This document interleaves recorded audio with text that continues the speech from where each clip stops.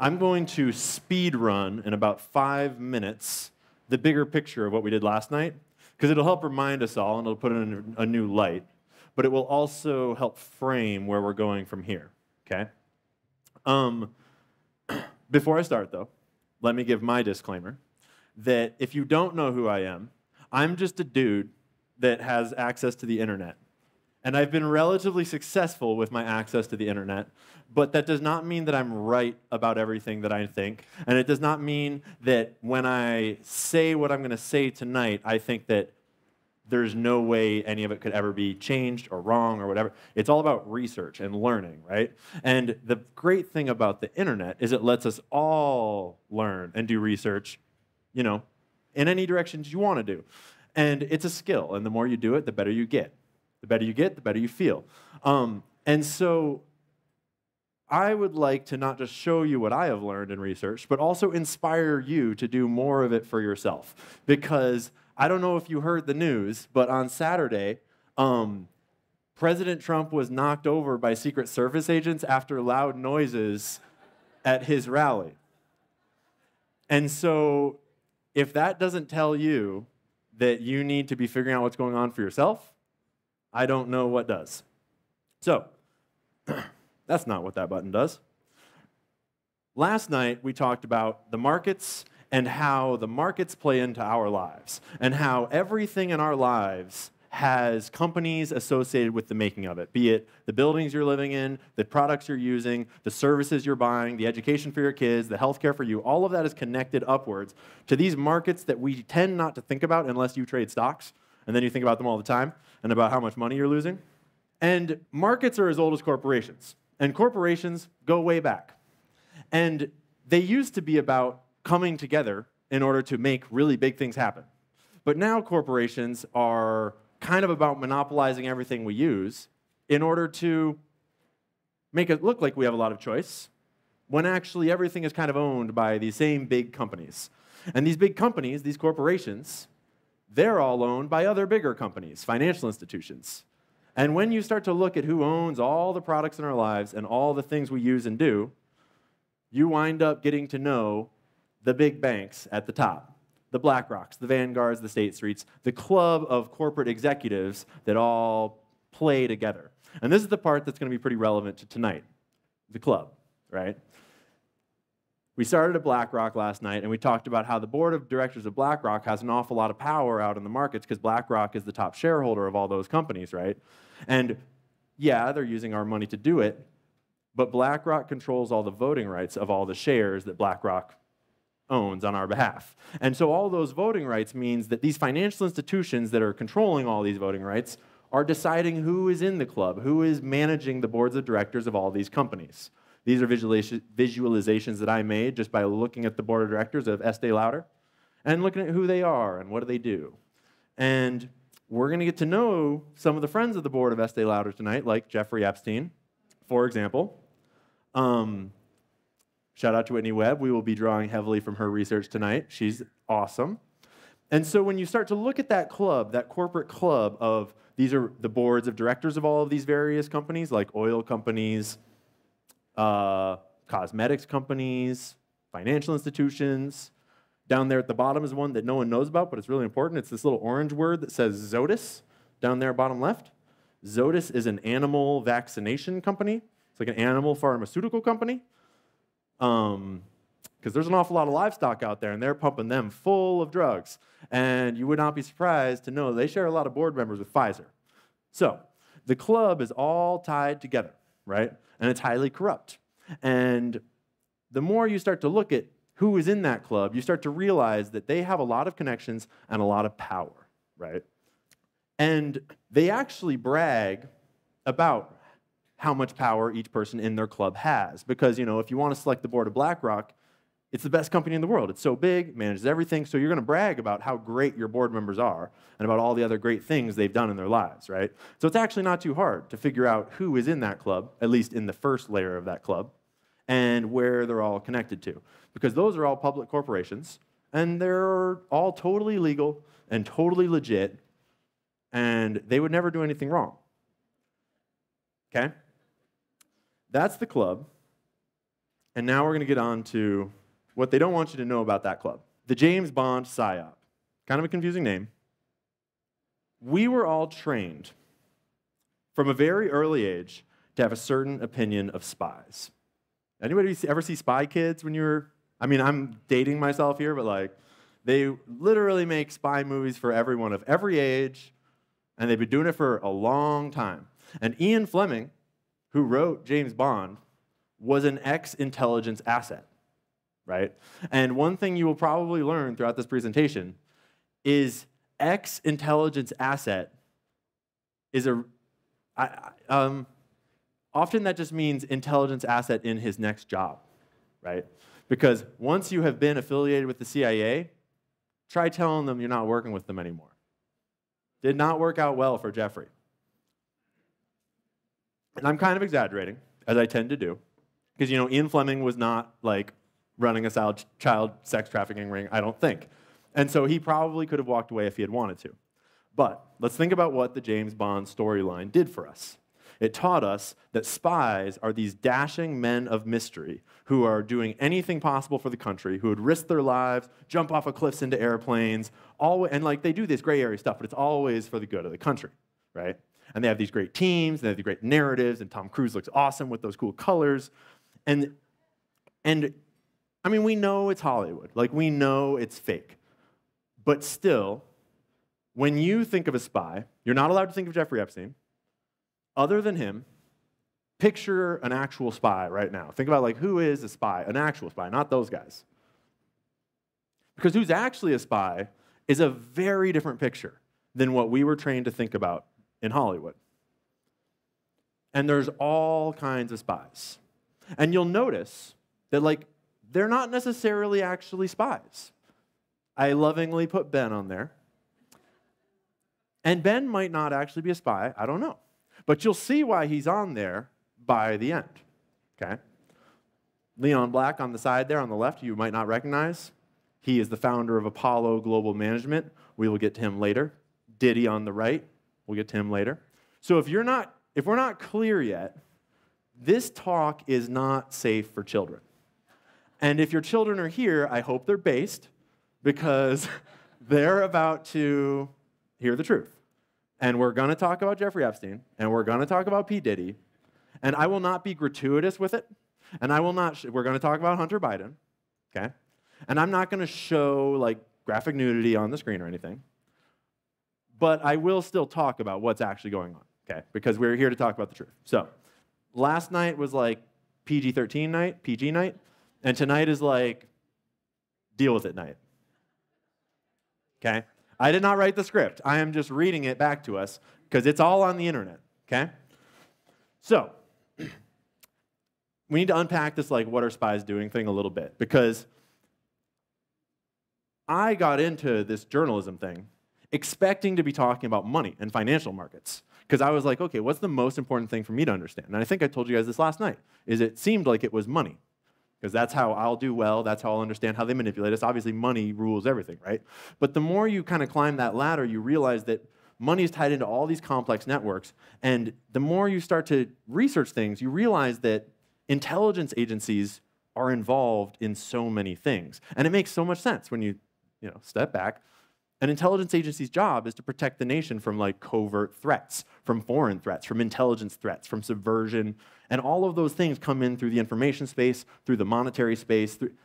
Their job is to foresee those threats, protect us from those threats, theoretically, and maybe to be those threats outwards.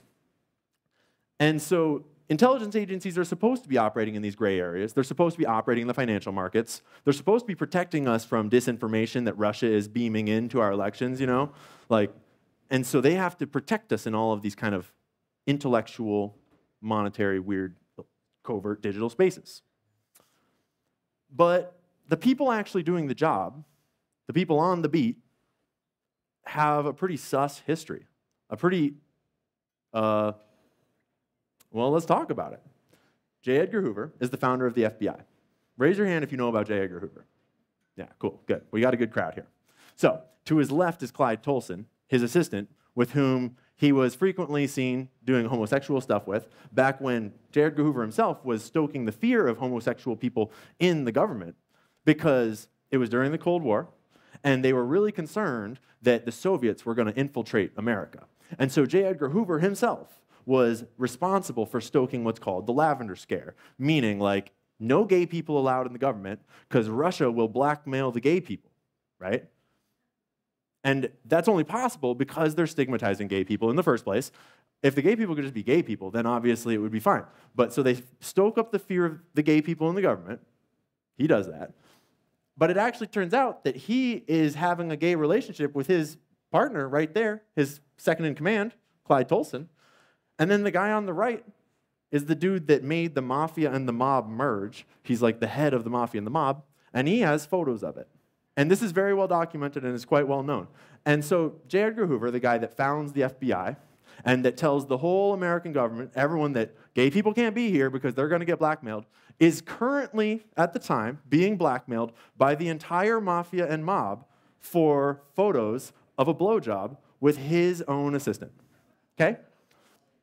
J. Edgar Hoover founded the FBI and was the head of it for a total of 49 years. Sorry, 48. Only 48 years, okay? When they're talking about the deep state, they're talking about people like that you did not elect, that just have this position of insane power, doing all kinds of weird, shadowy stuff, you don't know what it is, that you have no representation with, but they run huge portions of government power while being blackmailed by the mob and the mafia. But J. Edgar Hoover was not too concerned about that because he kind of became buddies with all of them, actually. Because at the time, it was the time of Prohibition, right? And so Prohibition transformed our country drastically, right? You went from a time where all of the bars and the saloons and everything, they were just going about their lives and conducting business, and then suddenly all of that becomes a black market, right? And so suddenly there is a massive appetite for organized crime in every country, in every city, every county, everywhere. And certain families took advantage of it really effectively. Primarily, the Bronfmans up in Canada, Louis Rosenstein kind of got in on that action, and J. Edgar Hoover started to become friends with these people because those people started to get connected to the mafia and the mob, right? Because if you're going to be running large amounts of alcohol around the country, you need an organized criminal syndicate to help you do it.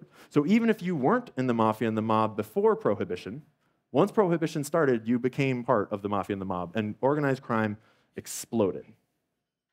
This is right around the time when J. Edgar Hoover was kind of coming into his place, founding first the Bureau of Investigation, and then the FBI. And by the time Prohibition was in full swing, and the mafia and the mob had really gotten going, and Meyer Lansky on the right there had, done some deals. So Meyer Lansky, to be clear, was part of the Jewish mob, and he went to the Irish mafia and was like, yo, we will do a lot better if we all work together, and I've got these great photos of the director of the FBI, and you're going to want a piece of this.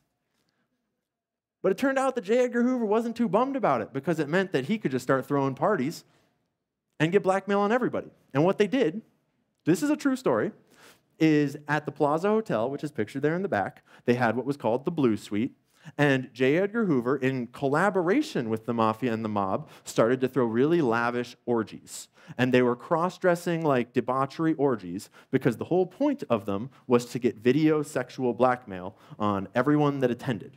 And so they intentionally used the mafia and the mob's connections in, like, kind of the scene. Like, those people all roll with celebrities, the big shots, politicians. And so they brought everyone in there, and, it was theoretically hush-hush that J. Edgar Hoover was involved. But he would go to them, cross-dressing, and everyone would get more blackmail on everyone else.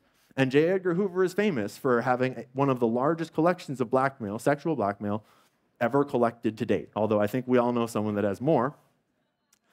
It just seems to have been lost. Who knows? And this was back in the 40s, the 50s, like 30s, 40s, 50s, that era there. And that was the sort of the genesis of the video sexual blackmail era. A lot of this is sourced from Whitney Webb's book, One Nation Under Blackmail, which you can also corroborate. You can just go to Wikipedia, but she goes way deeper than that.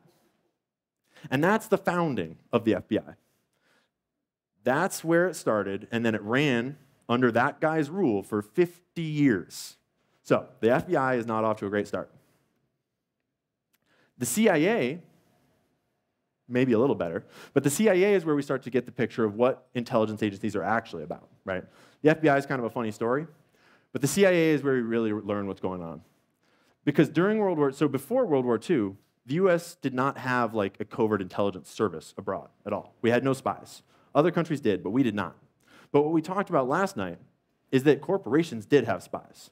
You know, you got money, you're going to have intelligence. And that's been true since we were building tall ships and sailing around the world. That's been true since we were building cities and waging war. You're going to have spies, you know. But the US did not have their own spy service yet. And during World War II, they realized they should get one. And I don't know if this is just the natural way spy services crop up, or this is how we decided to do it, but we chose a corporate lawyer to do it, Bill Donovan. And the reason why we chose a corporate lawyer, partly because he had connections, he was a little bit of a politician too, but because a corporate lawyer is connected to a lot of people that already have whole business enterprises, right? And so if you need help doing some shipping, you know someone that owns a shipping company. If you need help, you know, running some arms, you know someone that runs Lockheed Martin. You see what I'm going there? And after World War II, the OSS closed down, and then they founded the CIA, and a great guy did it. And that's obviously not what happened. They chose the Dulles brothers, two more corporate lawyers that worked at Sullivan and Cromwell. Okay, so we were trained to think of spies as this like man of mystery, Tom Cruise guy with like a gun that will always save the day and get the girl. But actually, spies were founded on the concept of really rich corporate lawyers. And if I'm not a corporate lawyer, if that's not registering, what that means is the guy that goes to court and lies on behalf of corporations to do whatever they need to do in order to get the corporation to win their legal battles. Okay? That's one of the, I mean, there are good corporate lawyers out there. There are good people that do it. Allen and John Foster Dulles were not two of them. And I'm not just spitballing that out there, because the very first thing that they did when they got into power and got the CIA, so Allen Dulles at the CIA and John Foster Dulles at the State Department, and this company, United Fruit Company, you've probably heard of it, United Fruit worked with their law firm, Sullivan and Cromwell.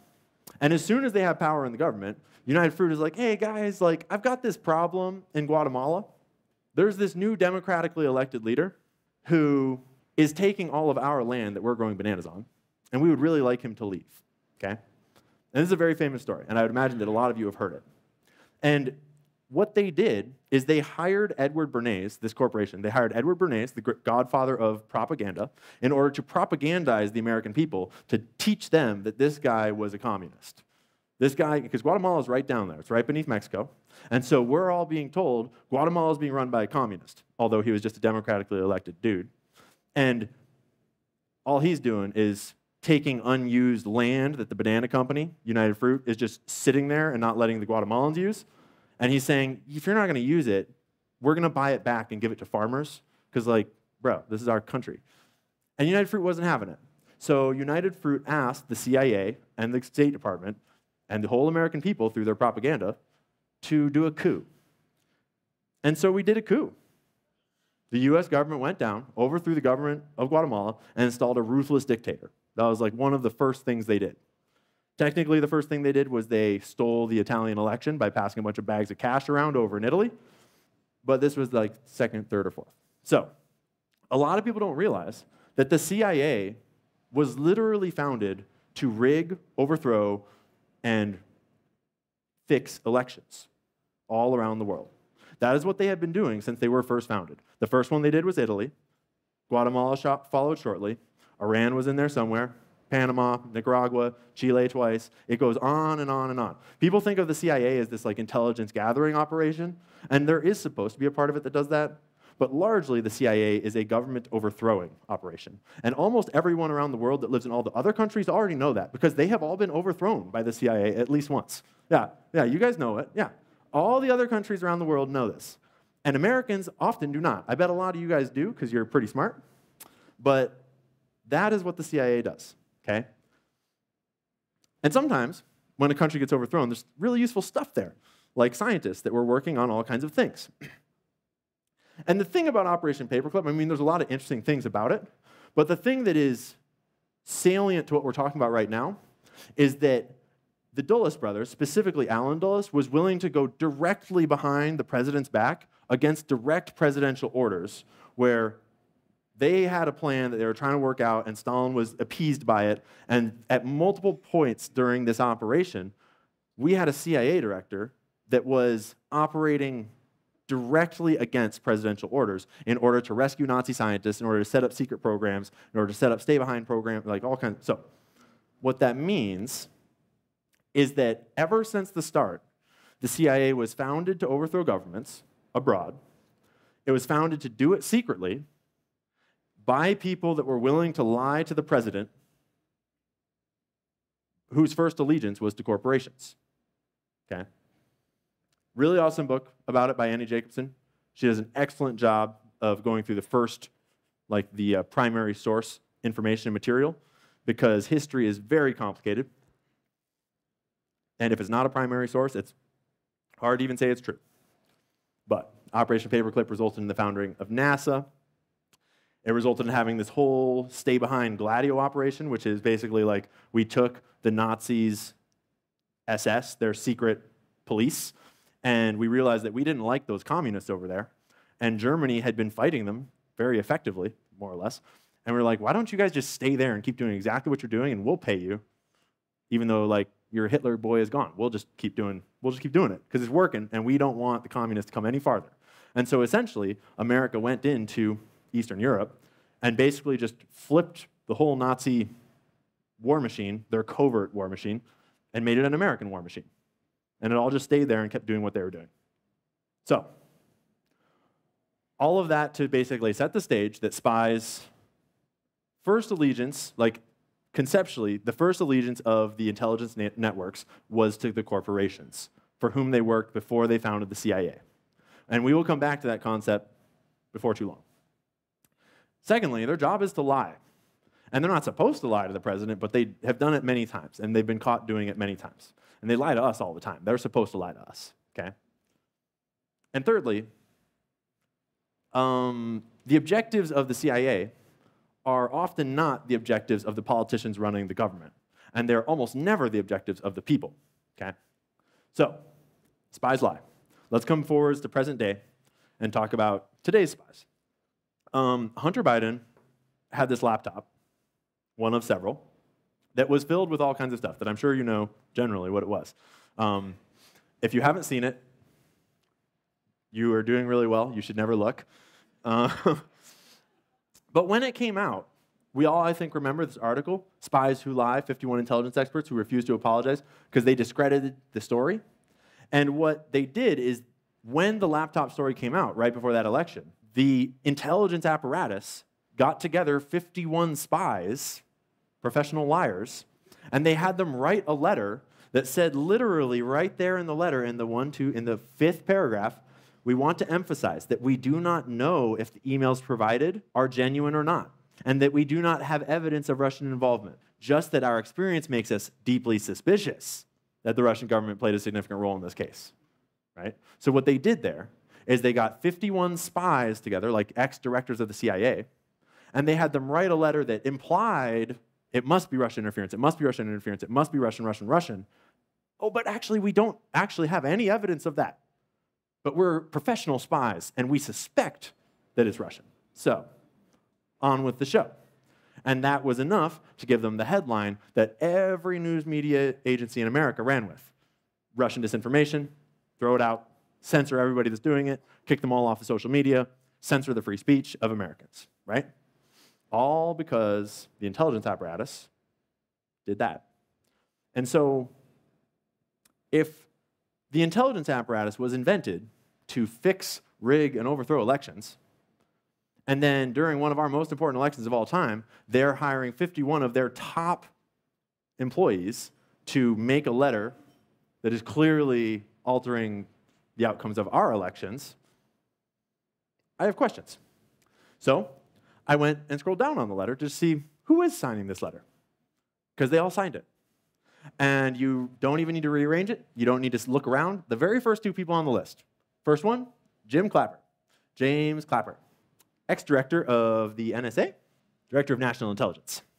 And He lied to us about the NSA spying programs and got caught doing it, okay? Second guy on the list, Michael Hayden, same story. He lied to us about the NSA spying programs and about the Guantanamo torture programs. Both of those were on the stand, by the way. So they perjured themselves to the American people. The very first two people on the list, former director of national intelligence, former director of the CIA. Those are the people that signed that letter saying, trust me, bro, I'm pretty sure it's Russian stuff. So what were they trying to cover up? We're actually not going to get to that until the second part of the talk, because it's super spicy. But we'll get there, because there's a lot of... So I think you all knew all the stuff I just said, but it was kind of fun to listen to, because F that shit. But in the second part, we're going to go deeper into a bunch more stuff that is in the Biden family, and we kind of need to build up to it a little more. You'll understand, though, when we get there. Don't worry. So the whole point of intelligence agencies is plausible deniability, right? We already had a military.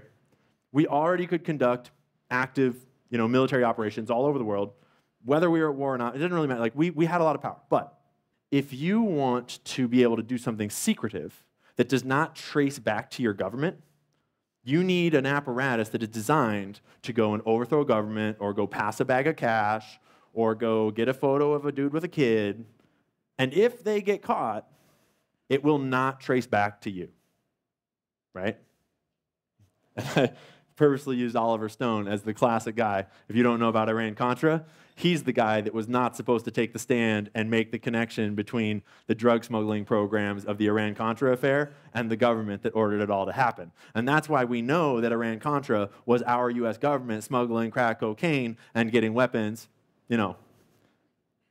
But we don't know that what we talked about last night, that in Vietnam, we were doing the same thing. We were growing heroin in Laos, selling it to American not even veterans yet, American service members in Vietnam.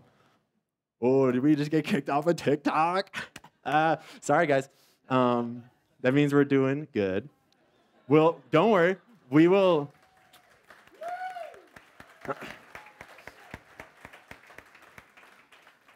We will be meeting the man that is in charge of the censorship on TikTok later tonight. We'll be examining his company. He is in the slideshow. So anyways, Oliver North is cute because he messed up and did what he wasn't supposed to do, and he took the stand. And there's a whole other rabbit hole about Vietnam, and they did not mess up. George H.W. Bush lived a nice, happy, long life because he never got caught selling heroin to Vietnam soldiers and then making a killing and then becoming the president of the United States. So, how do you create plausible deniability? It's very obvious, once you think about it, is you need a private company. You need private citizens. You need people that don't work for you, but that are your buddies, right? For example, who did Epstein work for? Les Wexner? We will get to who he actually worked for, don't you worry.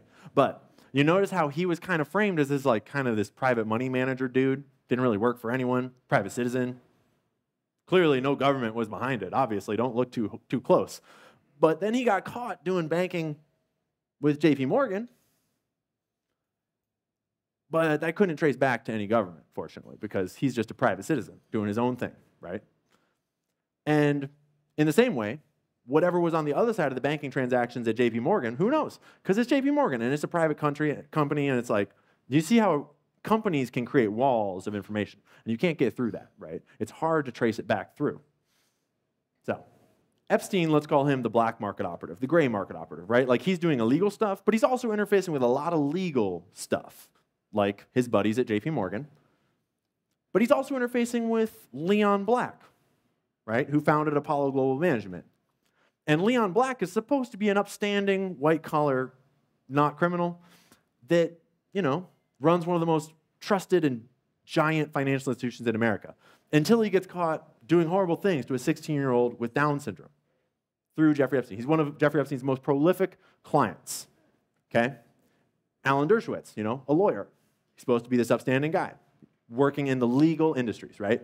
And even after this was all exposed, he's still up on Twitter trying to tweet like he's innocent, right? Because he's supposed to be in the, in the front market. He's supposed to be an okay guy because he's supposed to be protected by these layers of plausible deniability. But he's doing business with Epstein and whatever else is behind Epstein, right? Oh, by the way, if you didn't read Dershowitz's little quote down there, Just thought I'd include that for him. So, he had these types of clients in the beauty industry. You know, his main benefactor, Les Wexner, founder of Victoria's Secret, right? Victoria's Secret, legitimate company, right? Great way to launder money. Throw a beauty show. I paid each model $1 million to come. They're super hot. What am I going to say? Oh, well, all that money now went to the bank to pay for that beauty pageant. I spent $50 million on it. Newsflash, those girls were all trafficked. And now $50 million have been washed. Who knows where they came from, but now they're in the bank. You see, Jean-Luc Brunel, modeling scout, one of the most prolific abusers of girls that were being sent to him by various modeling agencies owned by other people that are supposed to be running very legitimate businesses. And so these are conduits in and out of the black market, right? And all of that is layers of plausible deniability. And everyone I've just talked about, you know, all of those guys, that guy, all those guys, none of them work for the government, right? They don't work for the American government. They don't work for the Israeli government. They don't work for the Chinese government. They were private citizens, right? And so was Jeffrey Epstein, right? Swimming around in Hollywood. Peggy Segal is a wild rabbit hole if you want to read crazy stories all night long. A lot of you guys probably have never even heard of her. She's like one of the biggest power publicists in Hollywood, right? And there's a reason why no one has heard of Peggy Segal. Because the moment that the Epstein story broke, Peggy got blacklisted from all of Hollywood. And the more you look into it, the more you realize that it wasn't because of what Peggy did with Epstein or did to kids or anything like that. It was because Peggy was famous for having a list of 30,000 high net worth and high value contacts in Hollywood, in power circles, because what she would do for her job is she would promote movies. And so if you're making a really big movie about the financial system, she would go to her circle and get a whole bunch of big financial experts to go to the premieres and create all that buzz. And she's the kind of person that you need to launch your movie. And she's one of the most powerful people in Hollywood to do it. And if she endorses your movie, that's how you start to get Oscars. That's how you start to get Academy Awards. That's how you get on that circuit, right? And she was very well known in Hollywood as the gal. And she was really good friends with Jeffrey. If you remember the party where Prince Andrew got in trouble for Jeffrey Epstein gets let out of prison, and immediately Prince Andrew flies over and has a party. George Stephanopoulos was there. A couple of other actors and actresses were there. Became a big scandal. That's the one where he finally went and sat down and had the interview. And they had the live interview of like, so you were at this party with Jeffrey Epstein and you stayed the night for 5 days, and he just totally barfed all over the floor. She planned that party. She's the one that invited everyone. She's the one that invited Prince Andrew to that party to make Jeffrey Epstein's little get-out-of-jail celebration party, okay? And the moment the Epstein story broke, she got blacklisted from all of Hollywood. And it's because who's in that 30,000 contacts list, and what do they do for fun on the weekends, right? Private citizen, doesn't work for the government. But he likes to hang out with people that do work for governments. So we got Bill Clinton on the right. We got Ehud Barak on the left, Prime Minister of Israel. And of course, we got Prince Andrew. So when he was caught, there was this serious push to obscure his connection to any government organization or agency. And that's because most spies are private citizens, right? George H.W. Bush is one other example where he denies it. You know, when he's been interviewed about it, back in Vietnam, he was in the oil business, right?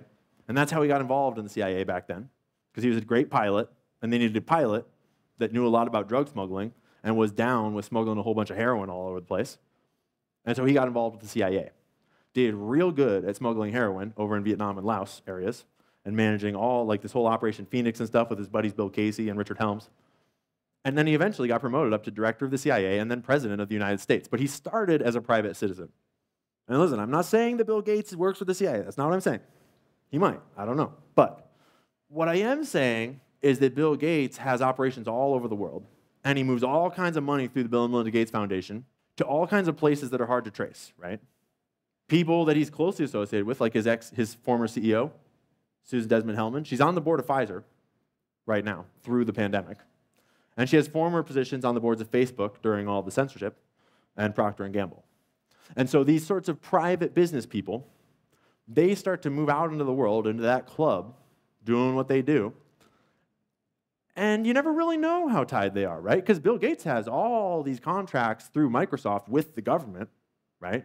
He signed 100 NDAs about secret government technology, about whatever, cloud they're managing, right? So how would we ever even know if Bill Gates works for the government? And you wouldn't. That's the point. Another example is the Pritzker family. They're famous for having really good ties to organized crime. They were lawyers for organized crime. And then suddenly they wound up with all this money to found this giant hotel chain. Surprise. But they were their own private citizens, no one knows how that money got there. And so they founded this great big hotel chain. And then they started running for governments. And now they are prominent members of government. Penny Pritzker, J.B. Pritzker. But who knows if they still have ties to organized crime in the background? Or, see how these gray areas start to divide? Like, it's hard to tell who has what. And you wind up having to speculate an awful lot. I think this is my last example. This is our boy that just shut down TikTok. And this is one of my favorite ones. So Larry Ellison, back in the day, he's a pretty smart guy. And he was working with the CIA, and he founded this really cool tech project called Oracle. And it was a big success, did really well. He loved it. It really changed his life, very formative. And when he was done working at the CIA, he closed Oracle down. And then that year, he decided to become a private citizen, working in the private business. So he founded a tech company called Oracle and proceeded to grow it into one of the largest tech cloud computing data harvesting platforms in the world. And to this day, he runs Oracle. He's one of the richest people in the world. He owns the entire island right across the water from Lahaina, where the whole burning thing happened. They are still not in their homes, by the way.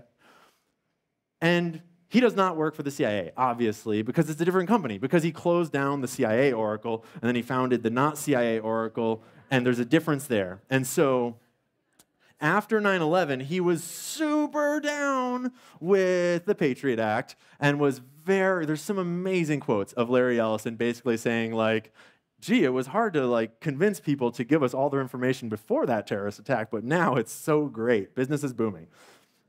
And so there's one more example. Oh, by the way, why did he shut down the TikTok?